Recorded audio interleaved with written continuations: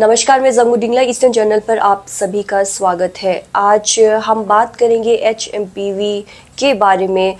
जैसे कि हमने आए दिन खबरों में यह देखा है कि HMPV वायरस हमारे जो भारत है उस पर भी अब पहुंच चुका है, और इसके बारे में हम अधिक जानकारी लेंगे कि क्या है ये वायरस और किस तरह से ये फैलती है, इस को जो है प्रिकॉशंस कैसे लिया जाता है। तो उसी के चलते मैं आज यहाँ पर हेमा अस्पताल आई हूँ, और मेरे साथ आज है president IMA Arunachal Pradesh branch के डॉक्टर केजांग वांगदी थोंगदुक। तो सर, आपका सबसे पहले तो स्वागत है ईस्टर्न जर्नल पर। जैसे कि मैंने हमारे दर्शक को बताया ये वायरस के बारे में, तो मैं चाहती हूँ कि आप उसके बारे में विस्तार से बताइए।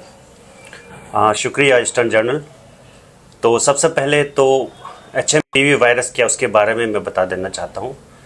HMPV जो है एक वायरस जिसका नाम है ह्यूमन मेटान्यूमो वायरस।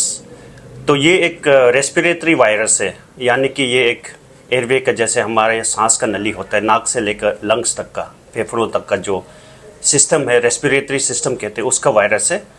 और ये कोई नया वायरस नहीं है।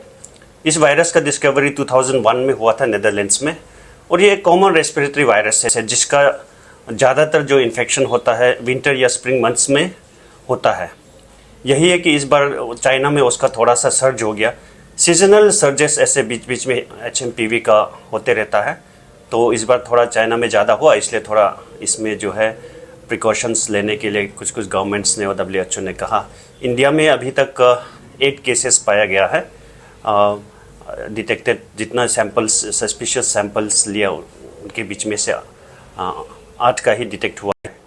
तो ये जो HMPV वायरस है, इसके बारे में कुछ भी पैनिक होने की कोई ज़रूरत नहीं है। ये कोई बहुत ही नया वायरस है जिसका मतलब जिसके बारे में लोगों को जानकारी नहीं है, हेल्थ अथॉरिटीज़ को जानकारी नहीं, ऐसा कुछ नहीं है।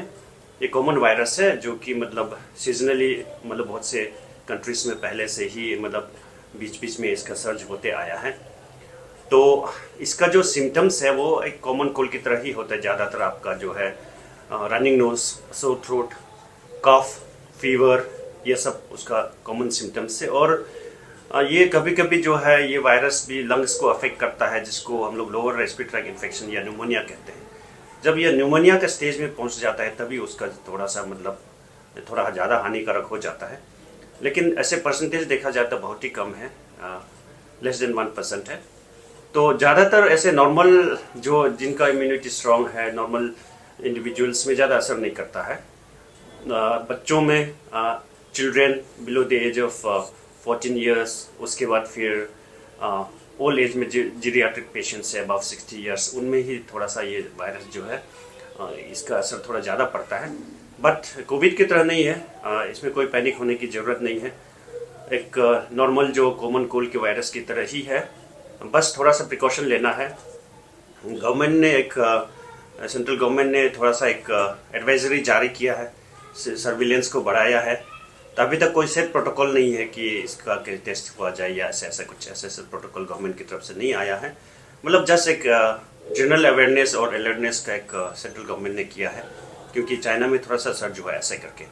तो बिल्कुल पैनिक की होने की ज़रूरत नहीं है। जो कॉमन हम लोग प्रिकॉशंस लेते हैं, जो लोग सर्दी या खांसी जिनको है तो वो लोग थोड़ा सा मास्क पहनने से ठीक है।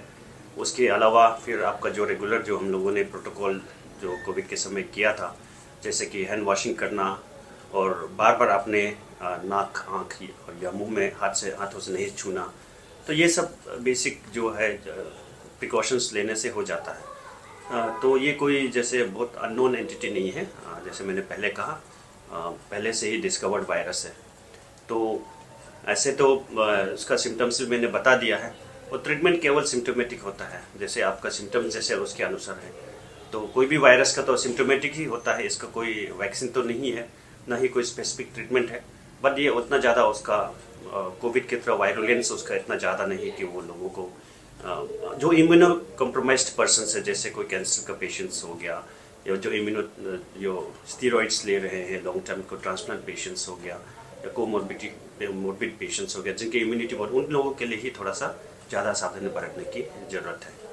तो सर आपने इतना सब कुछ बताया इस वायरस के बारे में, मैं ये आपसे ये आखिरी सवाल ये है कि अगर कोई आदमी इस वायरस से इन्फेक्टेड है तो क्या टेस्ट किया जाता है और किस तरह से पता चलता है सर? जैसे मैंने कहा, एक कॉमन रेस्पिरेटरी वायरस की तरह ही है। एक तो सिम्टम है जो कि कफ हो गया, फीवर हो गया, सोर थ्रोट है। उसके बाद फिर जिन लोगों को न्यूमोनिया हो जाता है, न्यूमोनिया मतलब लंग्स का इन्फेक्शन, तो उन लोगों में शॉर्टनेस ऑफ ब्रेथ रहता है, ब्रीदिंग डिफिकल्टी, सांस लेने के लिए तकलीफ होता है। तो अभी उसके लिए जो स्पेसिफिक टेस्ट है वही है जो कोविड में करता था, RT-PCR, और उसको हम लोग फिर मशीन जो सीबीनेट मशीन, उससे भी हम लोग कर सकते हैं, या फिर कोई एक उसका एंटीजन टेस्ट होता है जिसको एलाइसा करते हैं, तो ये उससे भी कर सकते हैं। लेकिन कन्फर्मेटरी RT-PCR ही है। लेकिन हर एक आदमी को जरूरत नहीं है। ऐसे कि अभी तक तो जैसे मैंने कहा कि सेंट्रल गवर्नमेंट से कुछ प्रॉपर उसका सेट प्रोटोकॉल ऐसे नहीं जारी किया गया है। लेकिन सस्पेक्टेड जो केसेस है, सीवियर केसेस, जैसे कि न्यूमोनिया किसी को है, अगर रेस्पिरेटरी वायरस से न्यूमोनिया भी रेयर ही होता है, लेकिन न्यूमोनिया जिस पेशेंट्स को भी न्यूमोनिया हो जाएगा, लंग्स इन्फेक्शन है, उनको मतलब as a matter of precaution RT-PCR test के लिए भेज सकते हैं। वो डॉक्टर्स के ऊपर अभी डिपेंड करता है, इंडिविजुअल डॉक्टर्स के ऊपर। जैसे कि मैंने कहा, एक सेट प्रोटोकॉल तो अभी आया नहीं है। तो जिन लोगों को भी न्यूमोनिया होता है तो उन लोगों में ये टेस्ट किया जा सकता है।